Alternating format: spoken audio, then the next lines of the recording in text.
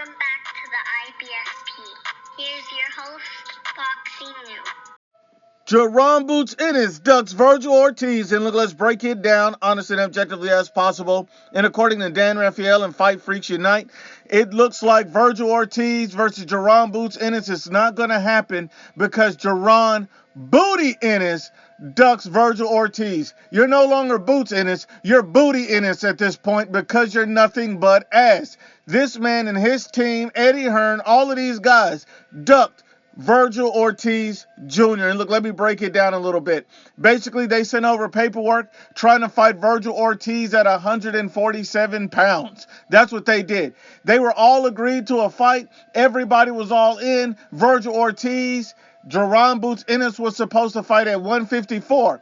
And you see that Jaron boots Ennis tried to pull a switcheroo and fight Vergil at 147. This man is garbage truck juice. They didn't want to smoke. They didn't want to fight Vergil Ortiz. If you're coochie, just say it. Jaron booty Ennis. There's no coming back from this. I don't care what your excuse is. I don't care what you talk about.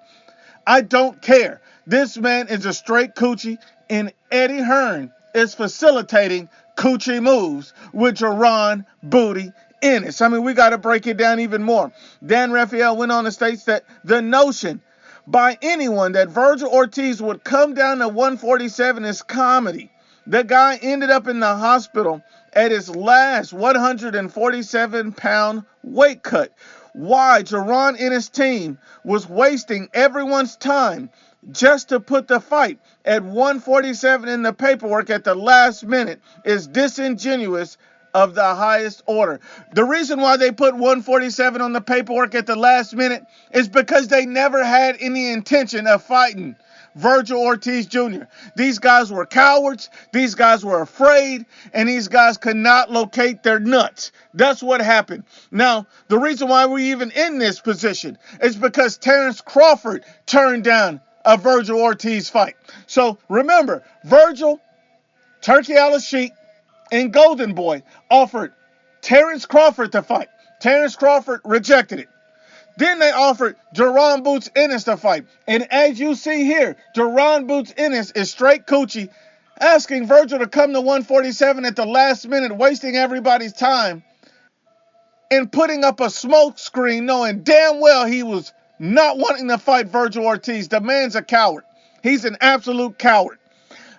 And this is coming from a Jaron Ennis fan. I'm an Ennis fan. I've supported this man since the beginning of his career. But when you're a coochie, and I got to keep that same energy.